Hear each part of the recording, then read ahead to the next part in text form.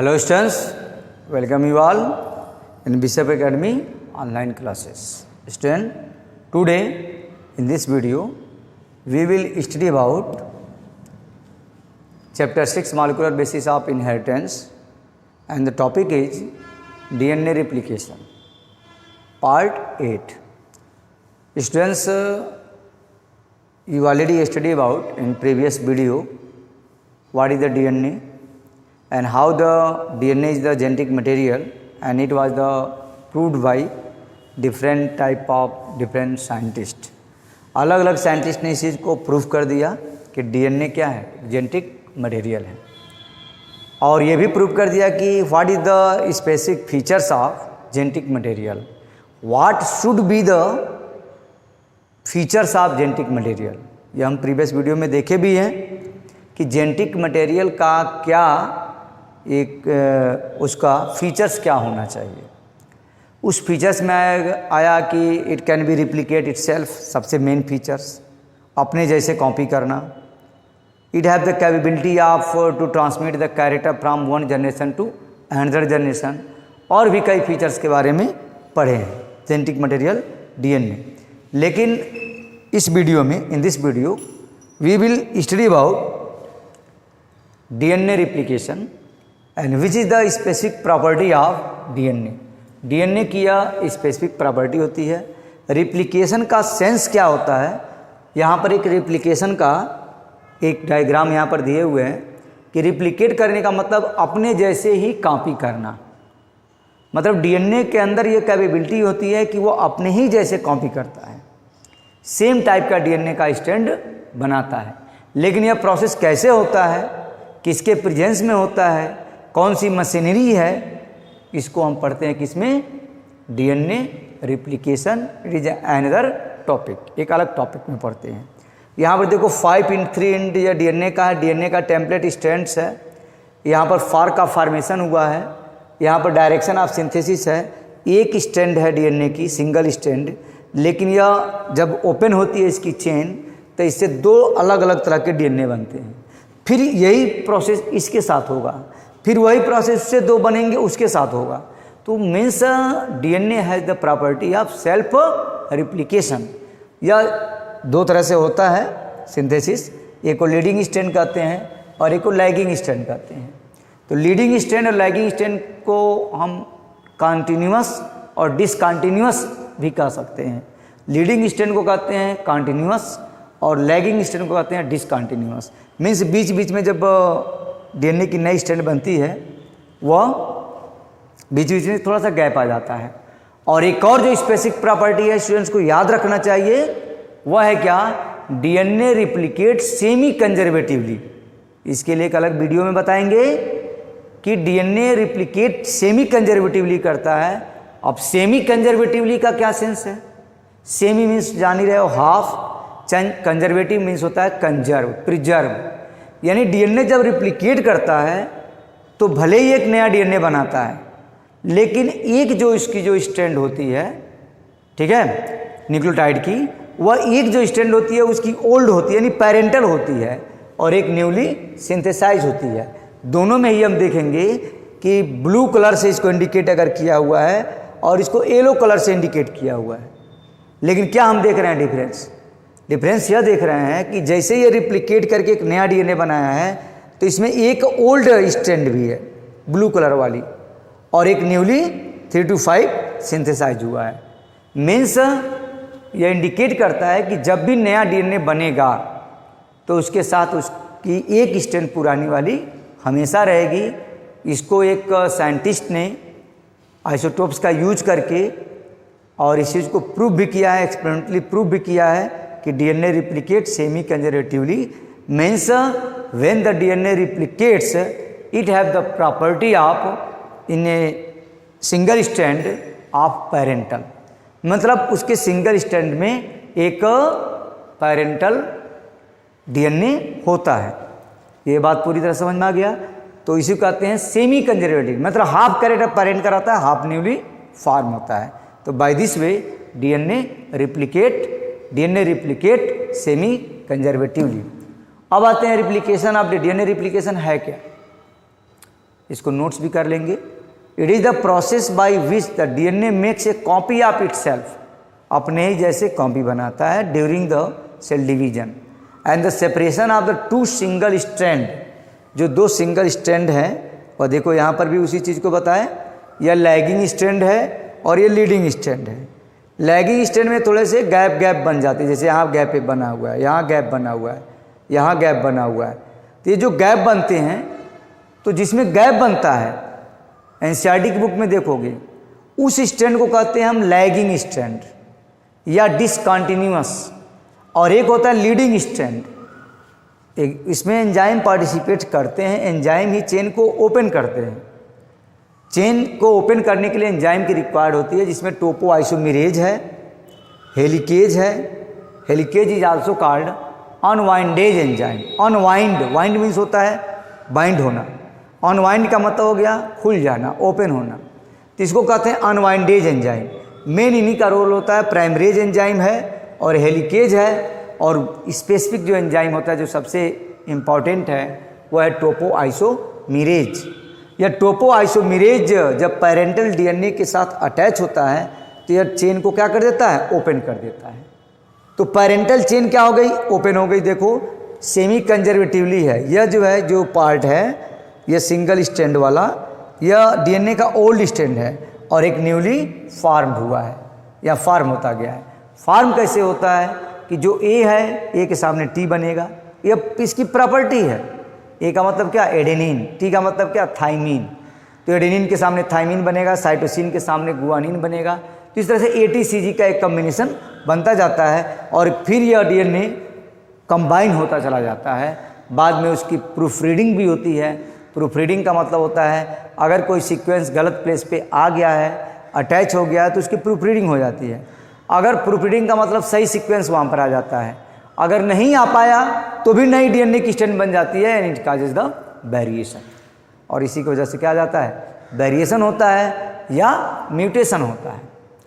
तो by this way DNA replicate, यहाँ पर दिया है कि वाई शेप्ड जो रिप्लिकेशन फॉर्क बनता है, अभी अगले डायग्राम में है रिप्लिकेशन फॉर्क दिए भी थे होमवर्क में बनाने के लिए। रिप्लिकेशन फॉर्क का the two separated strand will act as a template for the making the new strand of DNA. Clear. अब यहाँ पर देखो प्रोसेस ऑफ डीएनए रिप्लिकेशन, ये तो हो गया डीएनए रिप्लिकेशन है क्या। इसमें देखें कि DNA replication is the process by which DNA makes a copy of itself during the division. अपने ही जैसे कॉपी करना, रिप्लिकेट करना, अपने ही जैसे डीएनए की कॉपी बनाना, इसी को कहते हैं डीएनए रिप्लिकेशन। और उसके बाद है प्रोसेस। डीएनए रिप्लिकेशन का प्रोसेस जो 3 स्टेप में कंप्लीट होता है, इनिशिएशन, इलॉन्गेशन और टर्मिनेशन। इनिशिएशन का मतलब समझ सकते हैं कि पहले इनिशिएट होता है। इनिशिएट कैसे होगा, डीएनए की डबल स्ट्रैंड है, ठीक है, पॉलीन्यूक्लियोटाइड की डबल स्ट्रैंड है, उस डबल स्ट्रैंड के बीच में एंट्री करता है कौन, एंजाइम। अभी देखें एंजाइम का नेम बताए, टोपो आइसोमेरेज, ठीक है। हेलिकेज भी एंजाइम होता है, अनवाइंडेज एंजाइम भी है, उस अनवाइंडेज एंजाइम जो होता है, ठीक है, हेलिकेज है, अनवाइंडेज एंजाइम या मेन एंजाइम है टोपो आइसोमेरेज एंजाइम, ठीक है। ये जब उसके साथ एंट्री करते तो इनिशिएट करता है, it is the assembly of the replication fork at the origin of replication and sequence of DNA found in a specific site। हर जगह नहीं होता है, उसका भी एक क्या होता है, स्पेसिफिक साइट होता है। फिर उसके बाद से जैसे रिप्लिकेशन फॉर्क बनेगा तो वह इलांगेट करेगा, चेन क्या होगी उसकी, ओपन होगी। देखो चेन क्या होगी, ओपन होगी। Replication primase enzyme, helicase enzyme और टोपो आइसोमेरेज एंजाइम बताया अभी को। इसी को हेलिकेज को हम क्या कहते हैं, अनवाइंडेज एंजाइम भी कहते हैं। तो चेन क्या हो गई, ओपन हो गई। यह होता है क्या, पहले इनिशिएशन, एक इनिशिएशन का मतलब टोपो आइसोमेरेज इस चेन के साथ क्या होगा, अटैच होगा। जब अटैच होगा तो चेन को क्या करेगा, ओपन करेगा, उसको कहते हैं हम क्या, elongation. Parental DNA unwind, unwind का मतलब खुल जाना, and daughter strand are synthesize, और डॉटर स्ट्रैंड सिंथेसाइज होता है। यह हम पहले ही बताए हैं कि कि DNA replicate semi conservatively and the addition of bases by protein, और प्रोटीन के थ्रू जो है बेसेस जो है अटैच होते हैं। ATCG नाइट्रोजनस बेस है, ठीक है। अब वही RNA बनेगा तो T is replaced by the uracil, तो RNA तो बनता नहीं है। RNA अभी तो पहले DNA का सिंथेसिस होगा, उसके बाद तब ट्रांसक्रिप्शन का जब समय आएगा तो ट्रांसक्राइब करेगा, तो वह अलग एक प्रोसेस है। तो इलांगेट किया, उसके बाद से टर्मिनेशन का मतलब ये होता है कि जब ये पूरी चेन बन जाती है तो फिर वह ब्रेक हो जाती है, और फिर एक नई चेन जो है उससे फिर नए वाले से नई चेन बननी शुरू। The duplicated chromosomes separate from each other, now there are the 2 identical copy of DNA is formed. तो 2 आइडेंटिकल कॉपी बन गई, इस तरह से 2 आइडेंटिकल कॉपी बन गई है, और फिर ये 2 आइडेंटिकल कॉपी में फिर से एक नया जो है चेन बनना शुरू होगा, तो फिर वही प्रोसेस होगा, इनिशिएशन, इलांगेशन एंड टर्मिनेशन। अब इसके बाद देखते हैं इनिशिएशन क्या है, बताया भी है, समझ में भी आ चुका है। देखो इसलिए सीक्वेंस से बताने के पहले उसकी समरी एक बता देते हैं। द अनवाइंडेज एंजाइम है जो टोपोआइसोमेरेज या परमेज एंजाइम है, यहाँ था ना, कौन सा एंजाइम था, देखो हेलिकेज, हेलिकेज एंजाइम है। परमेज भी होता है, प्राइमेज भी कहते हैं, परमेज, और टोपोआइसोमेरेज मेन एंजाइम है टोपोआइसोमेरेज। तो ये टोपोआइसोमेरेज जो है यहाँ पर देखो अटैच करता है ओरिजिन, यहाँ पर no PDA between the DNA strand, यहाँ कोई भी एंजाइम नहीं है। हेलिकेज, अनवाइंड हेलिकेज, ठीक है। एंजाइम जो है क्या करता है, इसको अनवाइंड करता है, ठीक है, अनवाइंड करता है कौन, और SSB स्टेबलाइज्ड, ठीक है, सिंगल स्ट्रैंड बाइंडिंग प्रोटीन उसको कहते हैं, single strand binding protein stabilized the separated DNA and prevent their reassociation. इसका काम यही होता है, SSB का एक प्रोटीन है, single strand binding protein, bind to DNA strand को बाइंड करता चला जाता है। बाइंडिंग प्रोटीन है यहाँ पर देखो, जो येलो कलर से शो किया है, सिंगल स्ट्रैंड बाइंडिंग प्रोटीन, इसलिए शॉर्ट में इसको कहते हैं क्या हम, देखो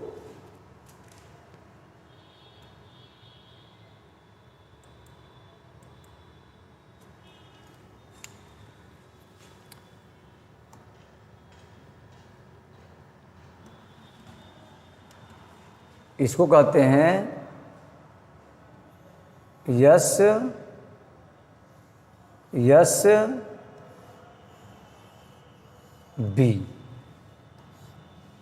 SSB, ये है single strand binding protein, single strand binding protein, क्या कहेंगे इसे, सिंगल स्ट्रैंड, समझाने के लिए सिर्फ बता रहे हैं, सिंगल स्ट्रैंड बाइंडिंग प्रोटीन, ठीक है। यहाँ से कलर को ले लेते हैं, इसे ले लेते हैं, हाथ से लिख देते हैं SSB,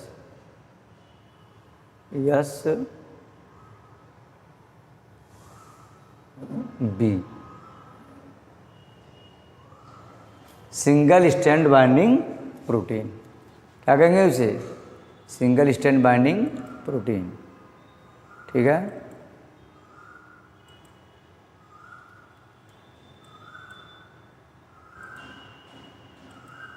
single strand binding protein, तो इसका काम यह होता है कि इसको बाइंड किए हुए रहता है एक एक को, जैसे जैसे नया नया बनता जाता है, स्टेबलाइज करता जाता है सेपरेटेड स्ट्रैंड को, और ये एसोसिएशन से बचाता है ताकि फिर से अटैच ना हो जाए। समझ में आ रहा है ना। The stress produce by the super coiling is released by the topoisomerase. तो एक चीज़ का ध्यान रखना स्टूडेंट्स को सबसे ज़्यादा जरूरी है कि which enzyme is firstly responsible for the replication, वह है टोपोआइसोमेरेज, ठीक है। अब आते हैं आगे में,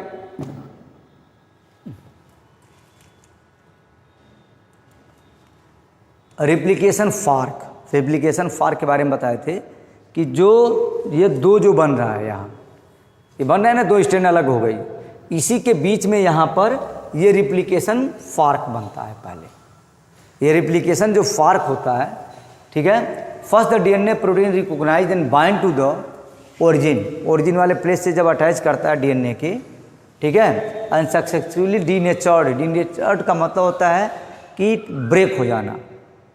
डीएनए की प्रॉपर्टी होती है डीनेचर्ड की और रीनेचर्ड की।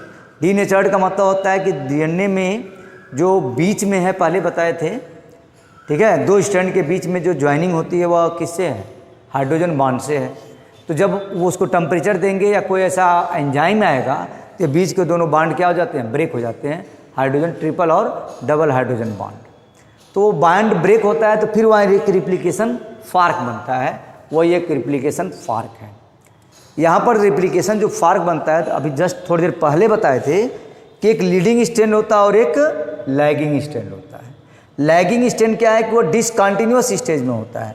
जितने स्ट्रैंड बनेंगे 5 to 3 इंच है ये, और यहाँ पर देखो ये 5 to 3 है इधर से, और इधर से भी 5 to 3 है। या हम यहाँ से तो जो 5 to 3 स्ट्रैंड है, तो जो नई बनेगी वो 5 to 3 बनेगी हमेशा। अब यहाँ पर भी देखो यह 5 to 3 है, तो न्यू स्ट्रैंड बनी है वो भी 5 to 3 है। डायरेक्शन को देखो, एरो को देखो, यानी हमेशा से 5 to 3 इन डायरेक्शन में ही वो क्या करता है? रिप्लिकेट करता है। देखो यहाँ 5 to 3, एरो जिस साइड में है 5 to 3, लेकिन दो तरह से करता है। एक जो स्ट्रैंड है 5 to 3 वाली, और यहाँ पर दिखा है सिंगल स्ट्रैंड बाइंडिंग प्रोटीन। इसका काम यह होता है कि यह जो दोनों स्ट्रैंड को आपस में ज्वाइंट नहीं होने देता। ज्वाइंट होगा तो रिप्लिकेशन कहाँ से करेगा? नया डीएनए कहाँ बनाएगा? और हेलिकेज एंजाइम है या टोपोआइसोमेरेज एंजाइम है, दो एंजाइम।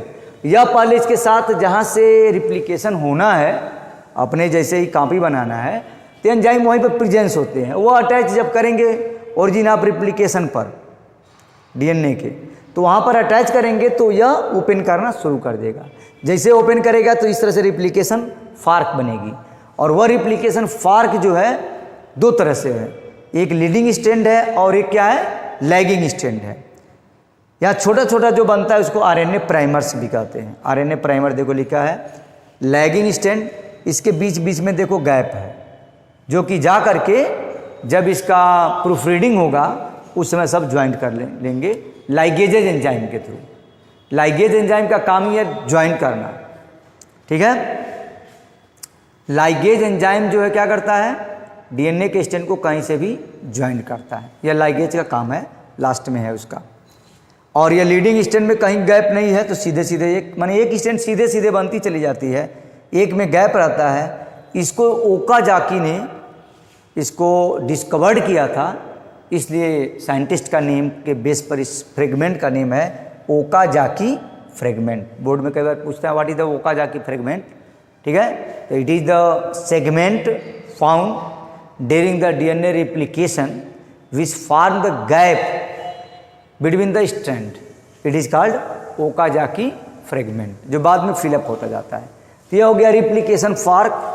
और रिप्लिकेशन फार्क is very important for you for board examination, ठीक है।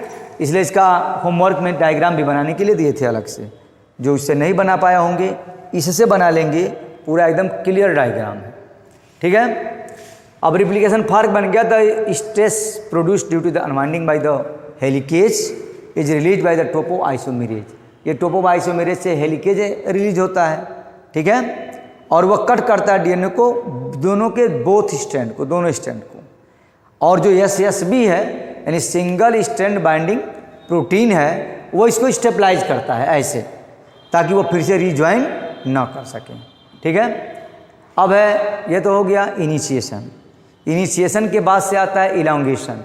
इलांगेशन का मतलब होता है इसमें डीएनए पॉलीमरेज है फर्स्ट, थर्ड, या upon completion of the lagging strand जब सिंथेसाइज हो जाती है, आरएनए प्राइमर बन जाते हैं, तो रिमूव्ड हो जाता है from fragment bye the DNA polymerase. अब उसके जगह पर क्या आ जाता है? डीएनए पॉलीमरेज आ जाता है।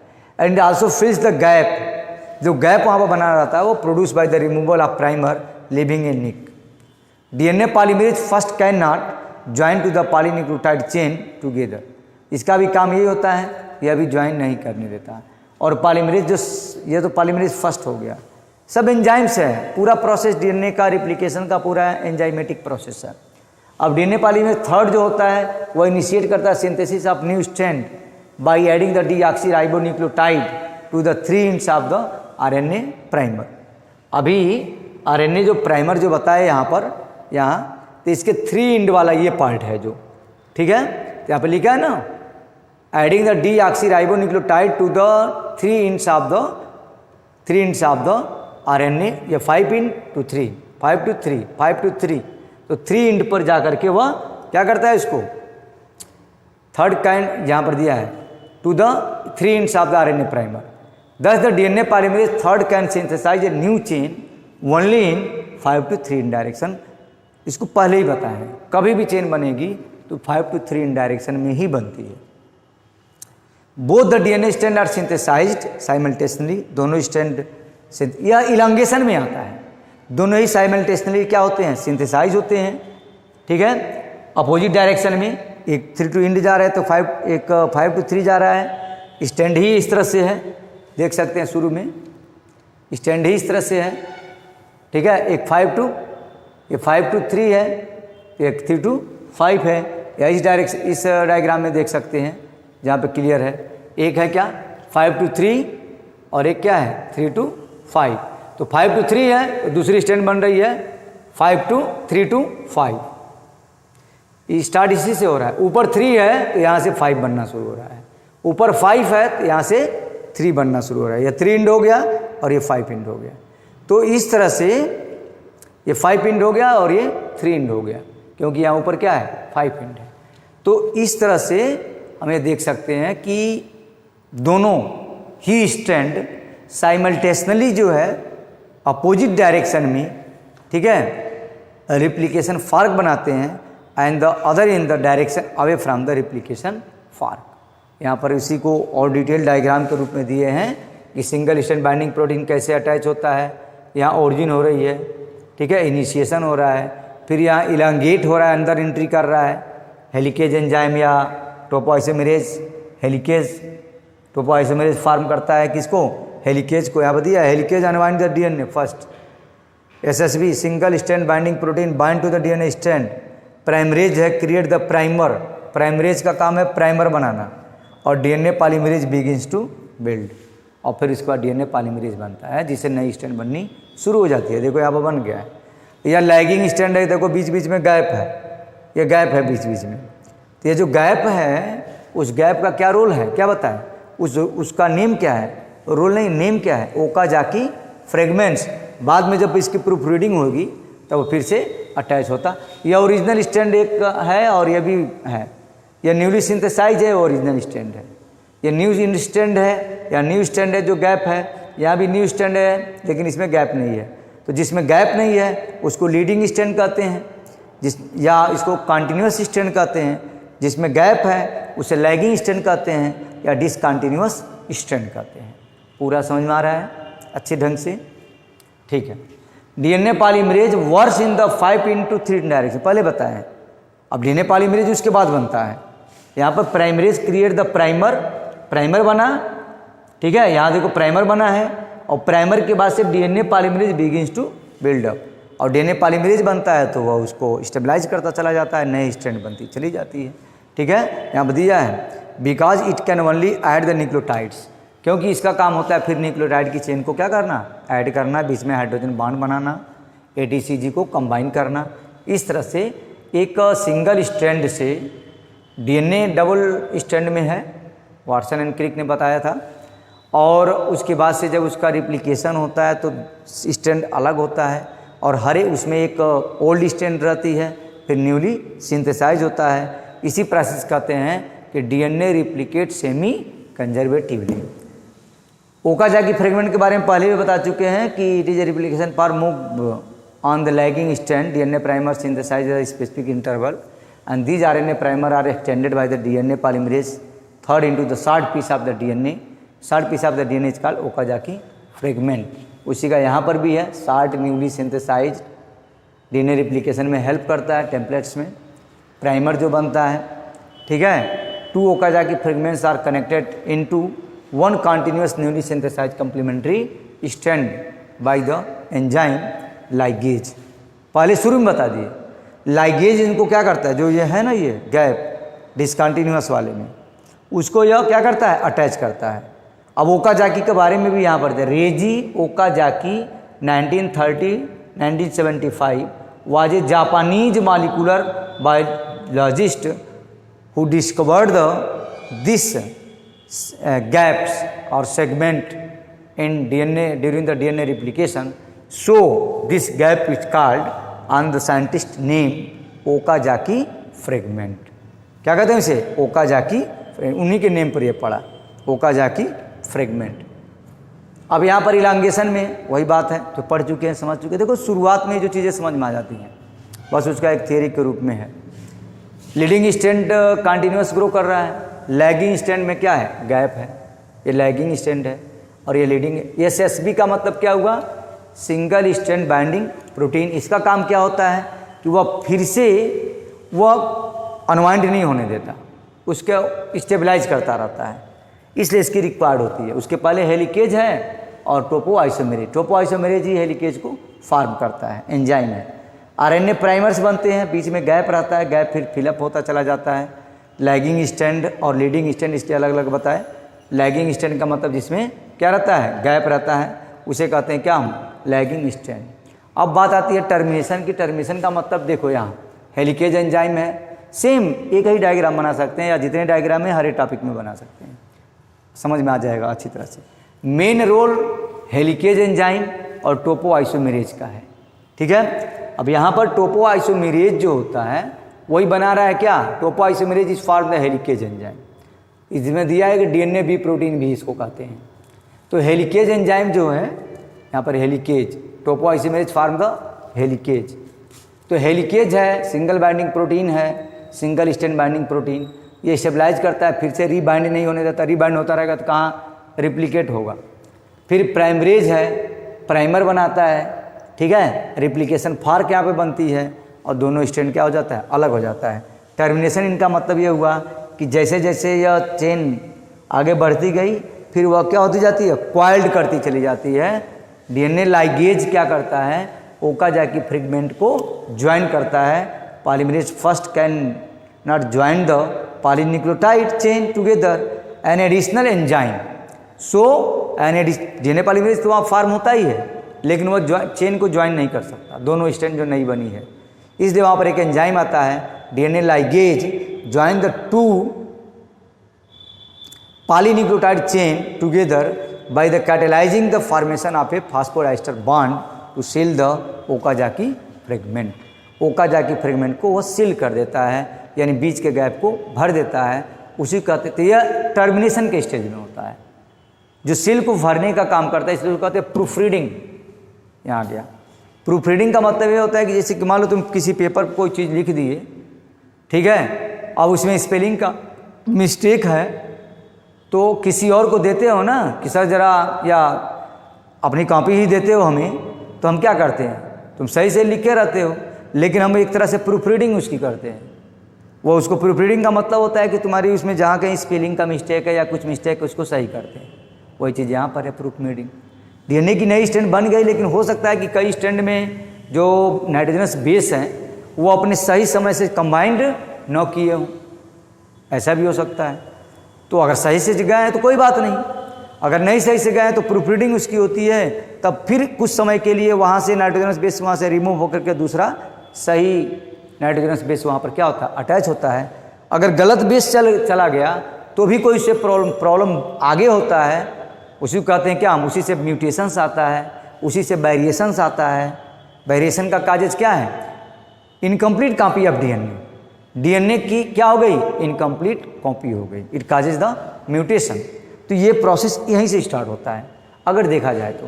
प्रूफ रीडिंग में यही होता है, एक्यूरेसी आती है, high fidelity accuracy. Incorrect nucleotides जो कि यहाँ दिया है are incorporated with the frequency of 108 to 1012 bases which could lead to the mutation. Proof reading अगर हो गया तो सही है, नहीं तो फिर म्यूटेशन का काजेज होगा।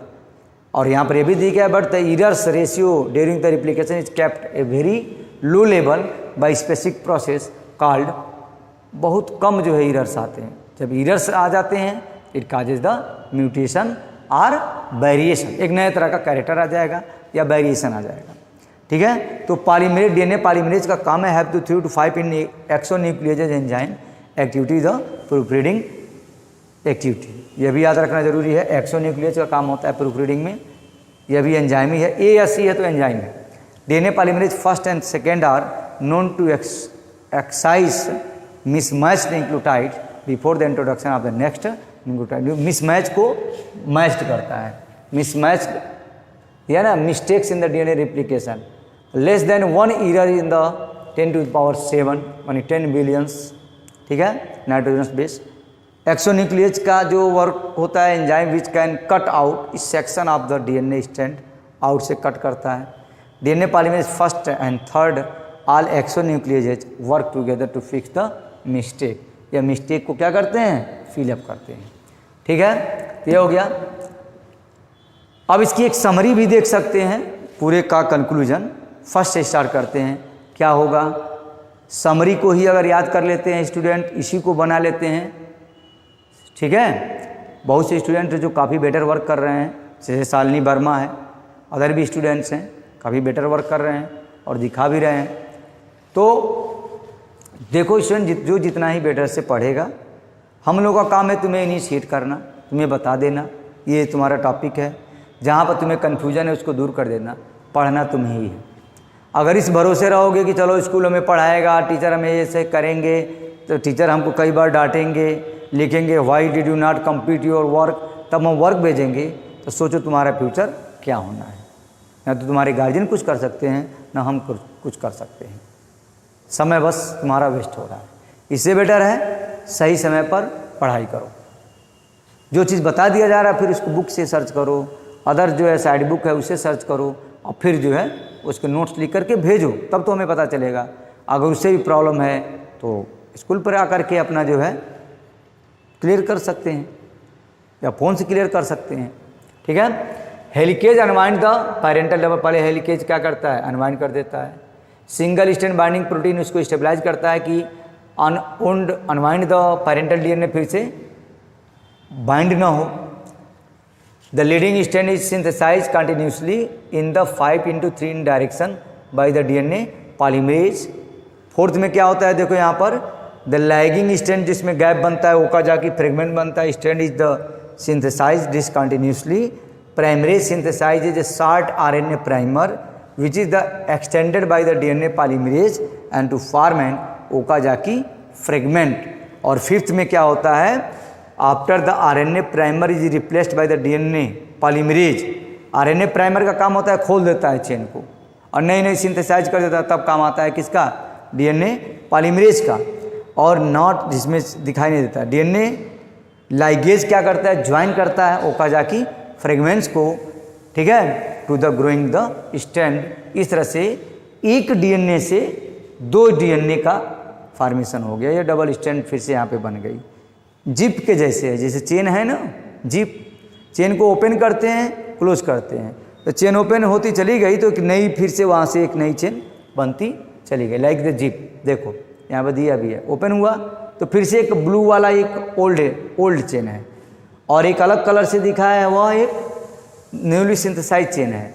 तो इसलिए कहा जाता है डीएनए रिप्लिकेट सेमी कंजर्वेटिवली। दूसरे वाले में भी ये बस गैप बना है, लेकिन प्रूफ रीडिंग में ये दोनों गैप क्या हो जाएगा, भर भी जाएगा।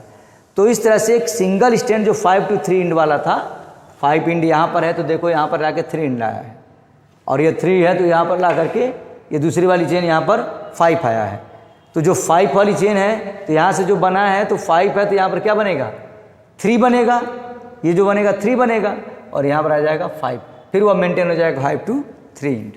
तो इस तरह से by this way DNA replication takes place. It is the overall summary of DNA replication. इस डायग्राम को भी स्टूडेंट्स ड्रॉ कर लेंगे। Okay students, thanks.